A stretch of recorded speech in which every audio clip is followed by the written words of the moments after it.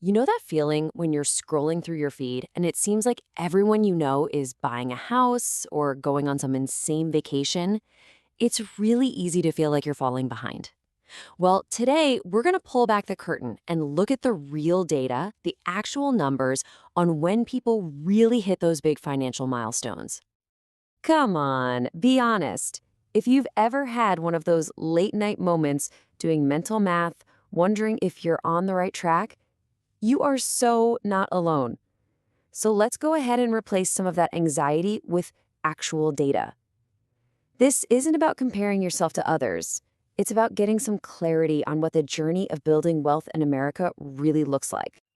Most of us kind of imagine wealth building is this perfect straight line. You get a job, you save, and you just kind of cruise smoothly towards your goals. Well, spoiler alert, that is a complete myth. The reality? It's so much more chaotic and interesting. It's messy, it's unpredictable, and it's full of these sudden bursts of acceleration, not some boring straight line. Okay, so let's officially debunk this myth right now. The idea that we all follow the same financial timeline is probably one of the biggest misunderstandings out there. The truth is most people who actually build wealth, they're not following some pre-written script at all. And who are these people anyway? Well, forget what you see in the movies. We're not talking about trust fund kids or lottery winners. The data shows that most millionaires are just ordinary people. Seriously, they just figured out the game a little earlier than everyone else. They understood a few key principles about how wealth actually grows, which, conveniently, is exactly what we're about to get into. All right, let's talk about that first major milestone. The one that, for a lot of people, feels like trying to climb Mount Everest in flip-flops. Getting to your first six figures. Man, that is a massive psychological and financial barrier. So, what's the real timeline? Well, for people who are actively tracking their finances, the average age to hit a $100,000 net worth is just over 29. But here's the key: 95% of people who hit this milestone do it by age 39. That decade long range tells you everything. Everyone's journey is totally different. So, let's get into why that first 100 grand is so tough. It's because at the beginning, you are doing almost all of the heavy lifting yourself. Every dollar of progress comes directly from your savings, from your choices. At this stage, compound interest, it's like it hasn't really woken up yet, which can make the whole process feel incredibly slow. But then, once you clear that first big hurdle, everything changes. This is the part where wealth building goes from a slow, painful grind to this incredible, accelerating journey. The snowball is finally at the top of the hill, and it starts rolling fast. Okay, look at the next milestone: $250,000. Most people hit this somewhere between ages 33 and 35. Now, just stop and think about that. It might take you until you're 29 to get that first 100K. But it only takes another 4 to 6 years to add the next 150,000. The pace is picking up big time. And this is exactly why compound interest is finally starting to flex its muscles. I mean, if you have $200,000 invested and it's earning an 8% return, that's $16,000 a year in growth without you lifting a finger. All of a sudden, your money becomes this powerful employee that's working for you 24/7. And the acceleration just keeps going. That $500,000 mark, that's typically reached between ages 35 and 40.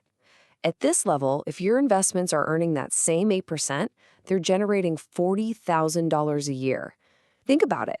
In many parts of the country, your money is now officially earning more than the median household income. This is the moment. This is when the entire feeling of building wealth changes. It's no longer about you pushing this massive, heavy boulder up a steep hill.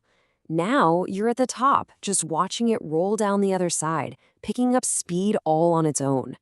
It's a huge psychological shift, a feeling of real security and freedom. And all that momentum carries people to the most famous milestone of them all: $1 million.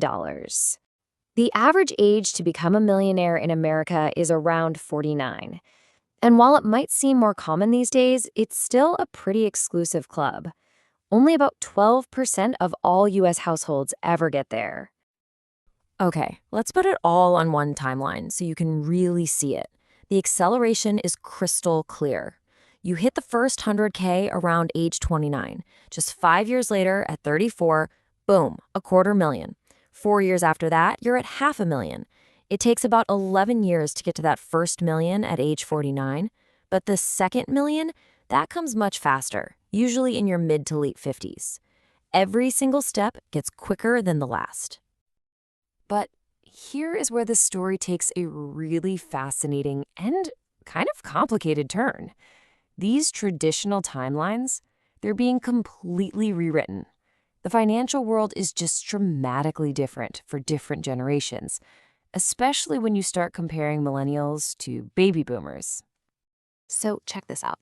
This is where the data gets really surprising.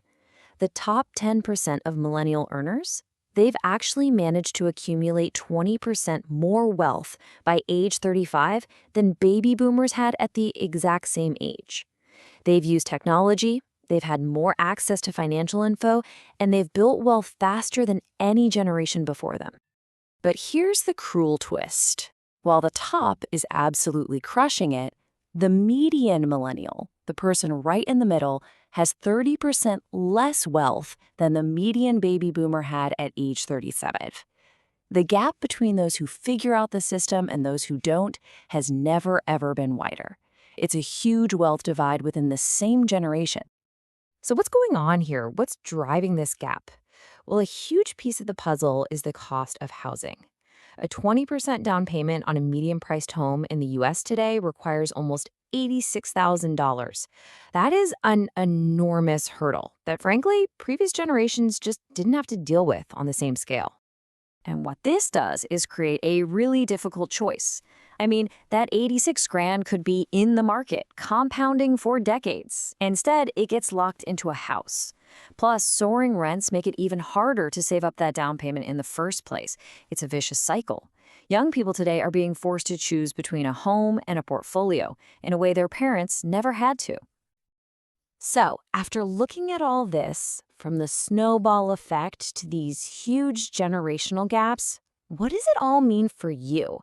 Let's bring it back home and focus on your personal journey and the core ideas that matter no matter when you were born. Look, the most important thing to remember is that your journey is your own. These numbers are just averages. They're not deadlines. The single most crucial thing is to just get started, to get in the game. That means investing consistently, making sure you don't start spending a lot more every time you get a raise, and just giving compound interest the time it needs to do its incredible work. And really, this is what it all boils down to. It's so easy to get caught up comparing yourself to these averages or to what you see online. But the real question isn't about being ahead or behind some imaginary schedule. The real question is, have you actually decided to start playing the game at all? To start building your own future on your own timeline?